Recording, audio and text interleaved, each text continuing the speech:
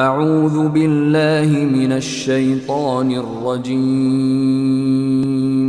بسم اللہ الرحمن الرحیم. نا اللہ ملتا.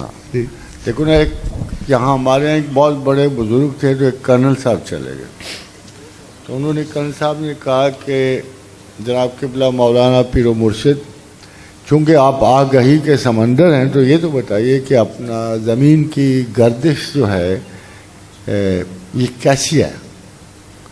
تو انہوں نے ذرا نگاہ کیر اٹھائی اور کم وقت تو یہ باتیں ہم سے کیوں، اس کا ہم سے کیا تعلق ہے؟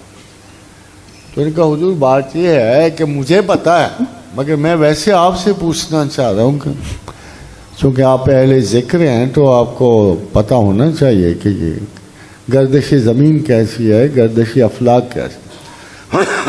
تو ان کا مجھے نہیں پتا، اور نہ میں ایسے سوال پسند کرتا ہوں، نہ تو ہماری مجلس میں آیا کر. تو ان کا بات یہ ہے حضرت کہ میں یہ تھیسس لے کے آیا ہوں کہ آپ اللہ کا بڑا ذکر کرتے ہیں، آپ نصف کے مالک. میں نے جغرافیہ اور سائنسز پڑھی ہوئی ہیں، مجھے پتہ ہے میں بھی نصف کا مالک ہوں. الذین یذکرون اللہ قیاما وقعودا وعلی جنوبہم وَيَتَفَكَّرُونَ فِي خَلْقِ السَّمَاوَاتِ وَالْأَرْضِ. کہ جناب آدھے کے آپ ولی ہو، آدھے کو میں ولی ہوں، تو میں یہ کہنے ہوں کہ میرا آپ سے برابری کا رشتہ ہے، وہ کم و بیشی نہیں ہے. خادم حضرات بات تو اس نے بڑی مناسب کی. اسی طرح اگر ہم میں بہت بڑے کہ اس سب سے بڑا جو ظلم مذہب میں ہوا ہے، اس مذہب میں ہوا کہ اللہ تعالیٰ کی ہزارہا ایسے احکامات کے باوجود اور رسول کے ارشادات کے باوجود جو علم کی تلاش میں تھے، دنیاوی علوم کو ہمارے علم سے جدا رکھا گیا. یہ کہا گیا کہ یہ خدا کا علم نہیں ہے. یہ کچھ عجیب سی بات تھی. عجیب سی بات یہ تھی کہ ہم یہ کہ جو مقدر اللہ نے پیدا کیے، بندے اللہ نے پیدا کیے، ماں باپ اللہ نے پیدا کیے، پیشے اللہ نے پیدا کیے، اور ساتھ خفیہ طور پہ علماء اسلام کا یہ کہ سائنس کسی اور اللہ نے پیدا کی، یہ اس اللہ نے پیدا نہیں کیا. ہم نے کیا کیا کہ دنیاوی علوم کی جدت کو، سائنس کو ہم نے مذہبی اقدار کے خلاف قرار دیا، ان کے ایٹیچیوڈ کو خلاف اقدار کیا. جس کی وجہ سے ہم میں واضح طور پہ دو طبقے، وہ جو مسلمان رہنا چاہتے تھے مگر ان کو یہ تانے دیے گئے کہ یہ مذہبی نہیں رہے، وہ جو مذہبی تھے ان پہ جدید تحقیق و جستجو کے سارے راستے بند کر دیے گئے. یہ اتنا بڑا تصادم و تصور میں آ گیا کہ مسلمان گھرانوں میں خدائی احکامات یا قرآن و سنت کی وہ تعلیمات نہ رہیں. لوگوں کو واضح طور پہ نظر آیا تھا کہ دنیا کی کامیابی کے لیے ڈاکٹر انجینئر بننا زیادہ ضروری ہے. اٹ واز، مگر ان کو کون جا کے یہ کہتا ہے کہ ڈاکٹر انجینئر بننا خدا کی خدمت میں جانے کے برابر ہے، یہ تحقیق و جستجو میں جانے کی. لیٹ سے ہمارے ایک بہت بڑے عالم ہیں، انہوں نے ڈاکٹری چھوڑ کے وہ تبلیغ میں چلے گئے.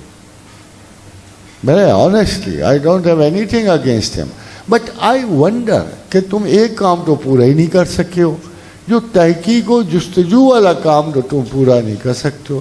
خدا کی حکمتوں پہ تو تم اب آپ جتنے مرضی دلائل دے لو کہ میں نے بہتر کام چن لیا، وہ بہتر کام نہیں ہوگا.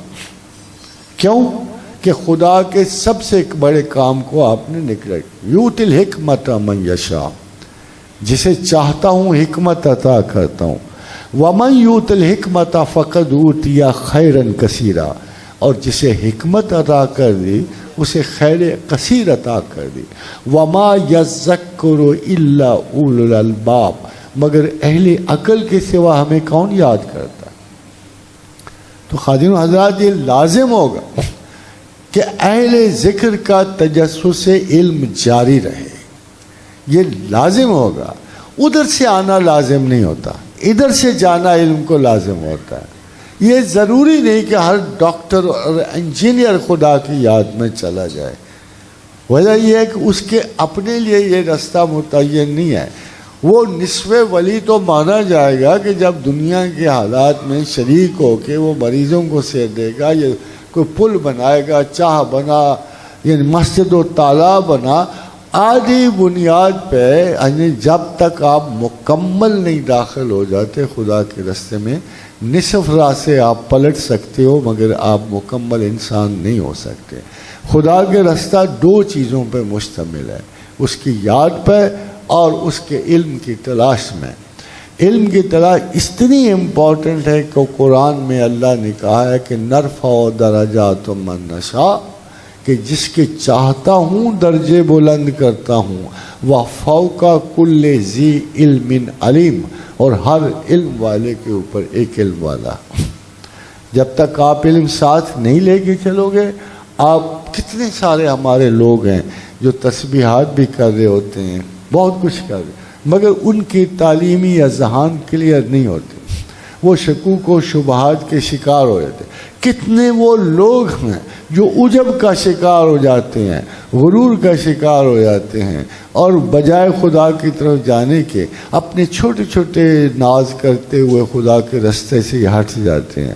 اس لیے یہ آیت بالکل ٹھیک کہتی ہے۔ آیت یہ کہتی ہے کہ دو نشانیاں اس میں ضرور ہوں گی، ایک تو آیات ہو، انفس و آفاق کا جاننے والا ہوگا، اور دوسرا ہمہ وقت خدا کی یاد والا ہوگا۔ یہ دو علامتیں ہوں تو پھر خدا کے راستے کو بالکل آسانی سے ڈھونڈا اور پایا جا سکتا۔